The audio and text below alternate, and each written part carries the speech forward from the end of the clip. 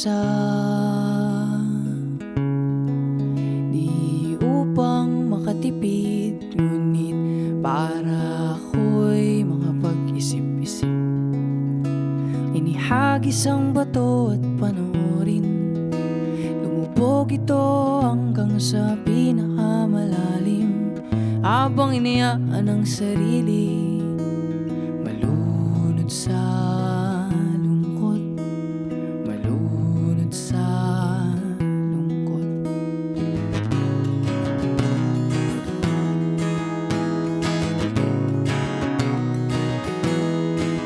Kung sakaling mapundi ang pag-ibig mo sa akin, ay hayaan mo kong magbigay ng liwanag para sa atin. Akala ko tayo hanggang dulo, ba't ngayon nag-iisa ako? O di ba wala akong natutunan? Ang hirap mo pa rin kalimutan.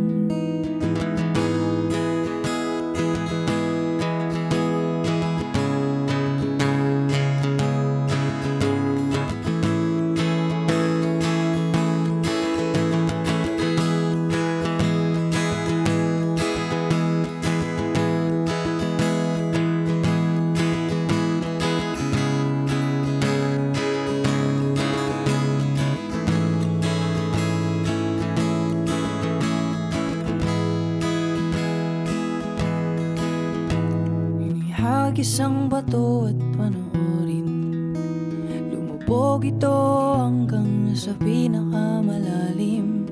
Habang iniyaan ang sarili, malunod sa lungkot, malunod sa lungkot.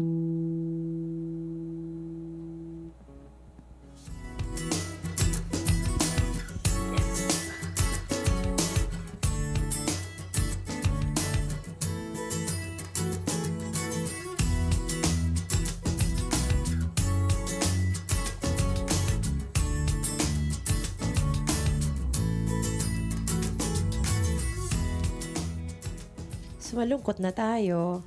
Paano na tayo mag-celebrate ng Christmas kung ganyan mga kanta natin? Ba't ka ganyan? We just met. And then you're already breaking people's hearts. Or at least giving people the theme song for their broken heart. Yes po. Hello nga pala sa mga Hi, hello po. mga malungkot po ngayong Christmas. Sama-sama tayo. What if tayo na lang lahat mag-Christmas party? 'Di ba?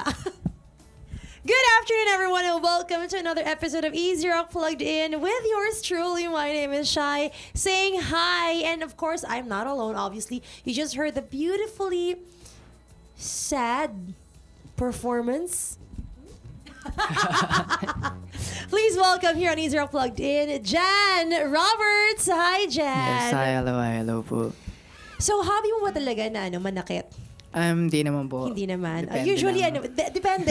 Okay, so Depende lang. okay, so ngayon you just perform for us a very sad song. Mamaya ba mas upbeat ba tayo? Yes. Talaga yes, promise yan ha. yes. Guys, abangan. If you enjoyed the beautiful song, which was, heartbreaking, mamaya you're also going to get to enjoy a more upbeat, more lively song naman. Abangan mo yan later. But for now, hi again, Jan. How have Hello you po, been? Okay naman po. Tapos ng Christmas shopping? Wala pang Christmas shopping. Wala kang balak mag-Christmas shopping? Wala. Wala kang balak mamigay? Wala. Paano na mga inaanak Ano mo? lang, ampaw, tas tigbe-20. Sandali, what's the going rate ng Bob Ampaw ngayon? 20 pa rin ba? Wala, hindi Wala ko po alam eh. Tapos pero yung 20 mo dapat bill ha? Oo. Yung bariyang 20. Mahirap yung pagbarya, hindi na pwede ganun. I-judge ka ng mga inaanak mo. Pero gusto ko yung ampaw-ampaw na lang, di ba? Merry Christmas. Sayaw ka muna. Kanta ka muna. Pinagawa ba sa'yo dati yan? Oo, pinagawa po Talaga? sa akin. Bago iabot sa'yo yung regalo. Maybe that's how you discovered your talent in singing, no? Guys, for Christmas, baka naman, next year kayo nang interviewin namin dito sa Easy Rock Plugged In. Galingan nyo, ha? Pag magpapakanta yung mga titas-titos nyo. Yes. Tinan mo to si Jan.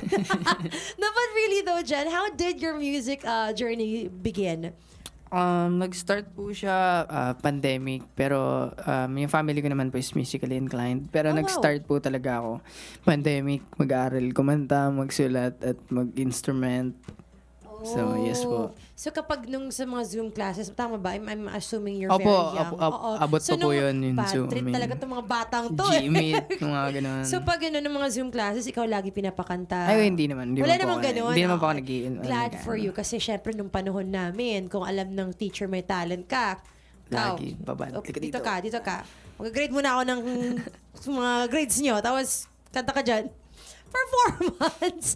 Okay, so you started during the pandemic. I mean, actually, you know, to be honest, a lot of our Easy Rock Plugged-In guests have mentioned that they've all started during the pandemic. But before that naman, may talent ka na. Siguro po. Hindi ko lang po, Okay, so you felt naman na meron kang talent, gano'n? Yes naman po. Kasi mahilig naman po akong sumubok ng iba't ibang things.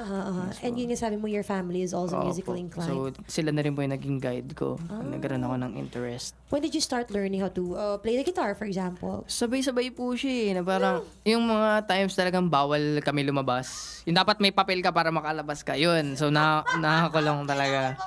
So, ayun, may instrument sa bahay.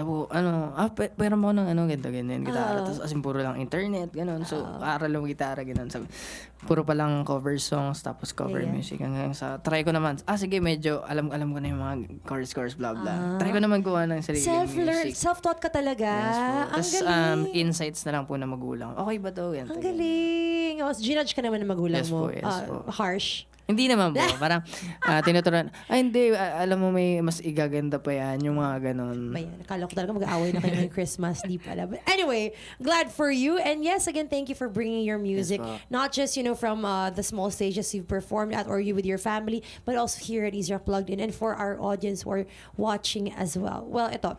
Onto your music again. You have this distinct folk pop vibe. How did you figure out your sound? Or, are there any artists who inspired you along the way? Or sinubukan mo na ba maging tulad ng Nirvana, Kiss, gano'n? Tapos narealize mo, you know what?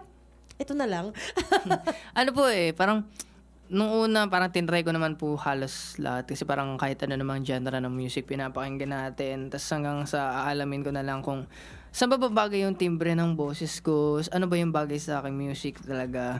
Tapos hanggang sa napunta po ako sa mga OPM scene, which is noon, like yung mga Apo Hiking, ganito, ganyan. Pero as in, iba pa po yun eh. So yung artist naman po ngayon na parang nakapag-distinct talaga sa akin na folk pop. Kasi yung mga artist na babanggitin ko is halos sila folk ballad. Ganun. Yeah. So like, yung 3D po is Bullet Duma, Sebe Dancel, Jonay Danao.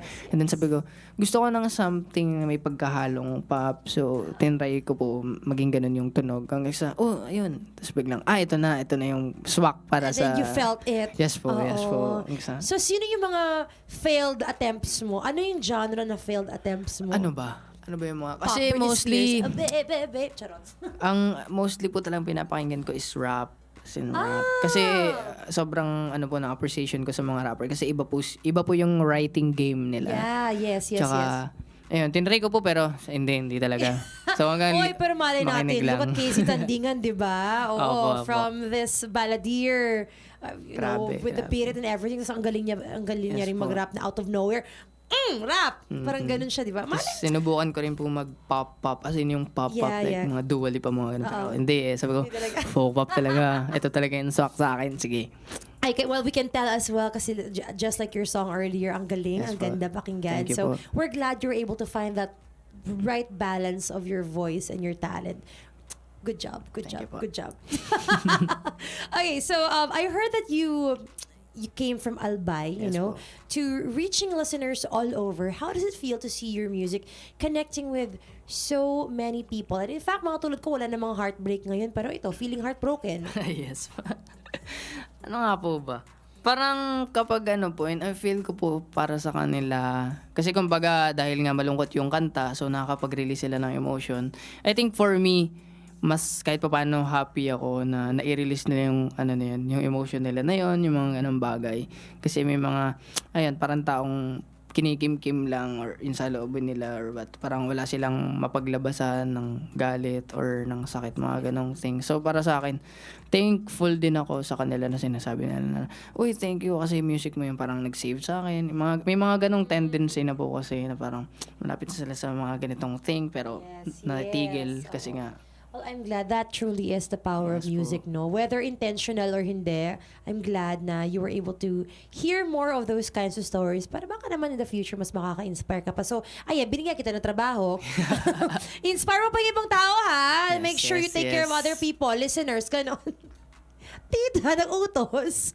Pero seriously, your song, sobrang super hugot niya, no? How do you tap into those connections and emotions rather, and connect with listeners who are going through heartbreak? Or ikaw ba, in a serious note, you don't have to share the story, or kung gusto mo rin manlaglag, okay lang rin. Pero may pinagdaanan ka ba for you to write these songs?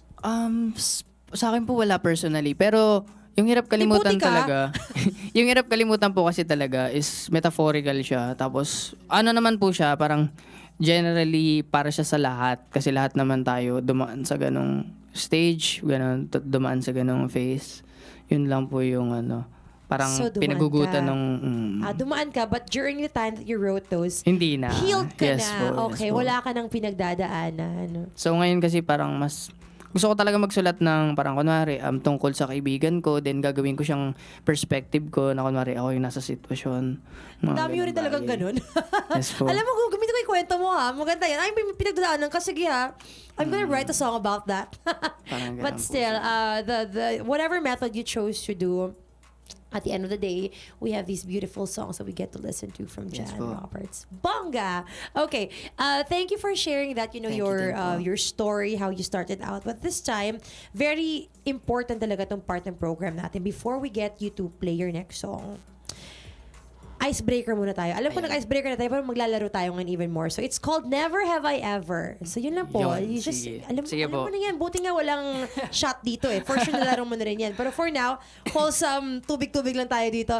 Never have I ever released a song you weren't completely happy with. Never have I Never ever. talaga. Lahat Never, laging never. process talaga. Paulit-ulit sinecheck mo at happy ka doon. Oh, obvious naman, ang ganda ng songs, diba? Well, never have I ever ghosted someone. Never. Ah! Never. Been ghosted. Been ghosted. Been ghosted. Okay. Sabi ko sana, wow. Okay. Never have I ever listened to your own song in repeat. Ay, yes. Always. Always. Kailangan. I know, Bago this was ilab- before the release, syempre. Yes, Pero yung parang after bago i-share sa... Oo. Pero after the release, medyo pa rin. Medyo pa rin, no? Yes po. Tama ba itong ginawa ko? Okay, may mga bago ba dito? Mga Tapos ganun. parang babalikan ko siya. Parang dapat ganito yung ginawa ko. What if ito lang yung ginawa ko? No? You Opo, are your yes worst po. critic talaga, no? It really happens. Pinaka. Alam ko yan as a singer-songwriter myself. Yeah. Huwag ka tumawa, be! Never have I ever, grabe tumawa. Grabe third. Never have I ever Googled myself to see what people are saying about Ay, me. no. Never. Try mo. Matatawa ka. I mean, in my experience lang nga, parang, huh? Saan to galing? Matry nga. Parang mamaya. Walang internet dito mamaya sa labas. Never have I ever been starstruck meeting another artist. Yes. Always. Yes, always.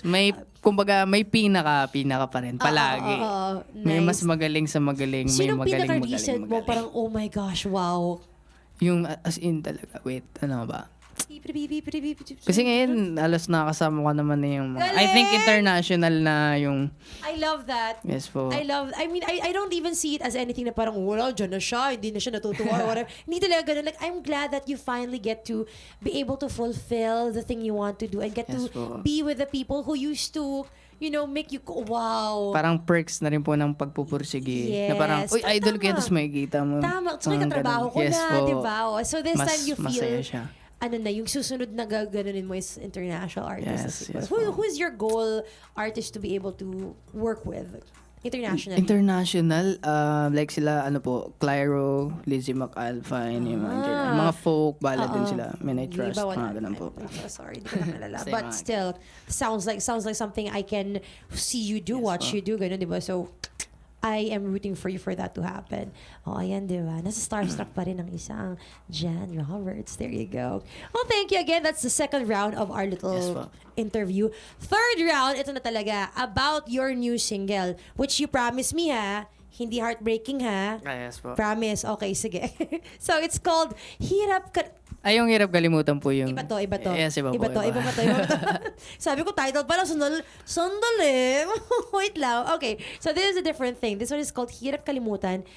Very emotional song, actually. So, ano yung kwento behind this? Ayun po, para siya sa mga tao talagang mahirap pang makalimot. Parang nagsisimbolize po sa mga bagay-bagay sa paligid, ganun. Kaya nararamdaman siya ng mga tao. Talaga, palagi naman. Tapos parang may lyrics po kasi doon na parang inihagis ang bato at panoorin. Kumbaga, yung metaphoric ng bato is lahat ng alaala, lahat ng pinanghahawakan nila. Na kumbaga po, sa hirap kalimutan kasi parang akala nyo kayo na talaga eh. Pero biglang, kahit ilang years na, tapos biglang, hindi pa pala talaga. So, yan. Yan po yung story behind. Akala nyo lang. Kaya po may ilang nakalagay years na kayo. Yes, parang Ha? akala ko tayo hanggang dulo, tapos di pala. Yeah. Yung mga sinasabi nyo talaga, no! Sorry, kalma. Kalma na po ang DJ Shine nyo. What's your message to fans who are feeling the same pain and struggles for your song, when you sing about it, yung Hirap Kalimutan? Message ko sa fans feeling same pain. Sa ngayon, dahil nararanasan nyo siya, okay lang, valid lahat kung anong ginagawa nyo, pang cope up, or kung nagre-reminisce kayo, or kung basta wag nyong madaliin yung sarili nyo. Kung hindi pa talaga kaya, take time and just do things kung saan ka masaya. Makakalimutan nyo rin yan. Yes. Makakalimutan yan. Promise. Nangyari, promise. So, ito na talaga. The other song. It's a Yeah. Christmassy song. Tama? Yes, ma'am. Okay. And yes, Christmas songs often carry a sense of joy and tradition. This song, Noche Buena, what makes it different from other holiday songs? Parang thesis, no? So, anong Oo different nga eh. dito? Ha? O, ano? So, Ano ba? what would you say is different and unique about your song na lang? Siguro sabihin natin sa akin, nung bata ako, hindi ko naman in-expect na gumawa ng Christmas song. Oh. Tapos parang masaya ako na nakapagsulat ako ng Christmas song sa age ko ngayon na parang, parang Christmas track siya na kumbaga yearly siyang papakinggan ng mga tao. Yes, nice. Tsaka kumbaga sa song po kasi parang wala naman po talaga siyang pinaka-different. Pero yung parang pagpapaalala sa atin kung ano nga ba ang Philippine tradition kapag Pasko. Kasi iba talaga sa atin ang Yes, Christmas. iba talaga Yes ang po. Christmas sa Philippines. Totoo yan. Okay, very important, vital question to. What is your favorite treat sa buong Noche Buena spread niyo? Yun. Hamon sa akin. Hamon Alam talaga. mo, I just heard someone, this was like 3 days ago, a friend of mine told me, hindi niya talaga maintindihan yung hype ng hamon. Yun lang. Hindi- Ang lungkot mo naman. But yes, please. Please Lungkot explain to mo my naman. friend. Ang lungkot, diba? Ang sarap kaya ng ham. Masarap yung hamon. Masaya ka ba kapag yung may pineapples pa? Yes. Kasi depende. Yung hamon kasi kahit sa mo siya ilagay, sa tinapay, ibabaw mo sa pasta, ibabaw mo sa kahit saan. We have feelings about these Yes. guys. Medyo hyped kami dito. Hindi mawawala talaga yung hamon. Dapat sa may ham amin. palagi sa mesa. Oo. Ganun. Kung hamon de bola man yan, hamon de square. Yes may po. ganun na ngayon. Hindi ko rin maintindihan. Oo. Or kung yung actual literal na ham leg, na Ay, medyo grabe yun. social ka na doon. Nakita ko lang sa hotel yun. Wala kami ganun sa bahay ha. Pero diba, thank you for validating my feelings. Yun. That's the most important part of the interview talaga when our feelings are being validated. So at least now I know that ham is also important for other people. Yan. Parang may kanya-kanya naman po eh. Kung hindi ham sa'yo, baka lechon sa'yo. So, Basta yan. importante, ham is important. Yes. Basta importante yun. Yun, okay. Good to know, ham rin ang gusto mo. Okay. Well, actually, hindi ko naman super mega favorite, pero natuwa lang ako na kinontra mo yung kinontra ng friend ko. Anyway, Yeah. back to Noche Buena, as in the song. So the song expresses being with loved ones during Christmas. How important is, family and togetherness for you? Are you going to be with your family this Christmas? Yes. Oh, nice. Always. Oh, always talaga. Yes. Hindi na wawala. Like, is it is it the main nuclear family or yung sobrang extended? Hindi naman po, yung main family. The nuclear. Pero consistent po yan eh. That's nice. Paano kung may gig ka? Ay, hindi. Oh, talaga? Talaga, so if it's gig... Pag alam mo ng pa-Christmas holidays, mga 22 na, gano'n. Ay, wala. Blanco po yan. Hello, Jan! We have a gig for you, kaso December 24. Noche Buena, wala kang ham. ganun. Kasama mo si... Wala. End call. Ganun? End ko na. Bye. Mga ganun po. I love your priorities and how firm you are with them. Grabe. End call na block, ganun. Unblock na lang pag December 26 na, ganun. Okay. Noted. Tama. Kakatuwa naman. So there you go, guys. That is how important family is for Jan. And you guys also, of course, I do hope you get to spend your Christmases with the people that matter to you. Kung sino man yan sa buhay mo, spend them well. Anyway, before we get to listen to your song, please invite our listeners to please check out your latest single. Where can we stalk you, of course, virtually? And if you have any upcoming events, which I'm sure wala sa 24-25. Yes. Yes, hello, ini-invite ko kayong lahat na manood kung malapit lang kayo sa lugar na ito. Bukas sa CLSU, Central Luzon State University, Nueva Ecija. We play here. Kasama ko dito ang bandang Dilaw at si Arthur Miguel. Ayun. Tsaka meron din sa 21, Quezon City, Jess and Potts. Kasama si Tony J at ang The Ridleys. And also, you can follow me on Spotify, Apple Music, YouTube Music, or kung saan kayo nakikinig, Jan Roberts at sa Instagram _Jan Roberts. Yan lang po. There you go. And finally, since you guys are already online, don't forget to also please download our mobile app. It's called Easy Rock Mobile. Libre, free, walang bayad. You can tune into Easy Rock Manila anytime, anywhere, as long as you've got a good internet connection. We will keep you company 24/7. Okay? Alrighty. And with that, we thank Jan Roberts for being with us today. Thank you po. Thank you. I hope Thank you you. have the best ham this Christmas. I hope you get to have the best time with your family. I hope you have more gigs 26 onwards. Yan, diba? Tama Yan. na. More blessings, more fun tayo. And all the goodness in the world. Deserve mo yan, Jan. And Thanks thank you again po. for giving us your music. And with that, we will now listen to Jan Roberts perform his song called Noche Buena. My name is Shai. Don't go away. I will check in with you guys again later. Love you.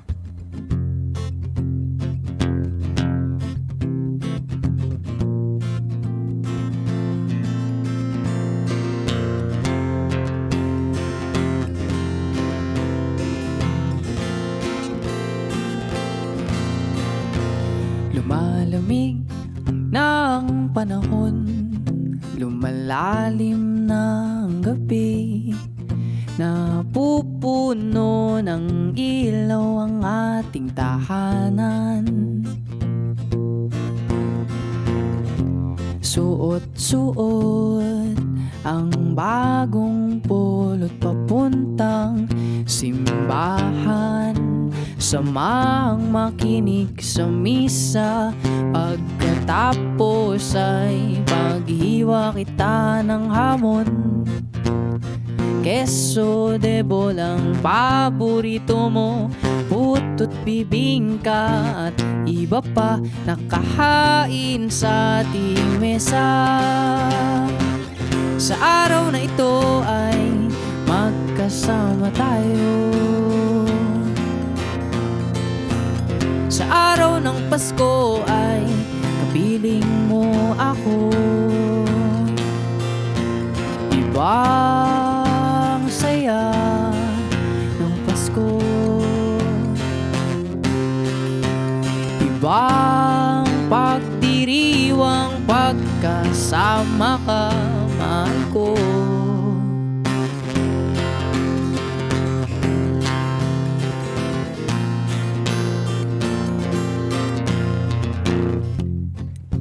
kumpletuhin natin ang simbang gabi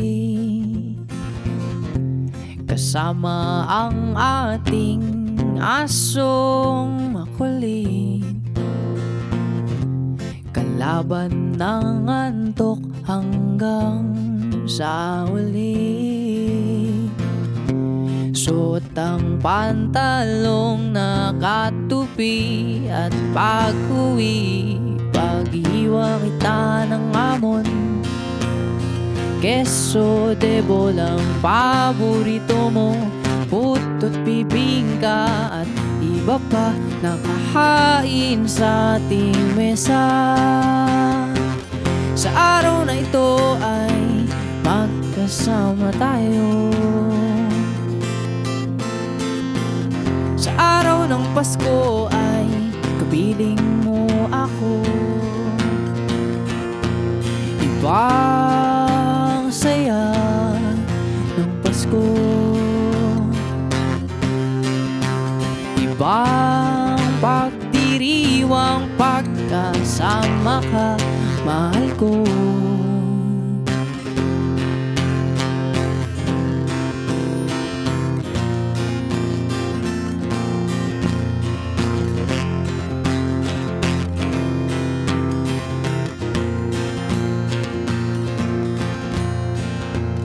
Sa araw na ito ay magkasama tayo.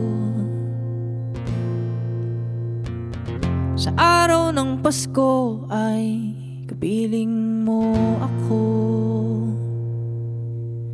Iba ang saya ng Pasko, ibang pagdiriwang pagkasama ka, mahal ko.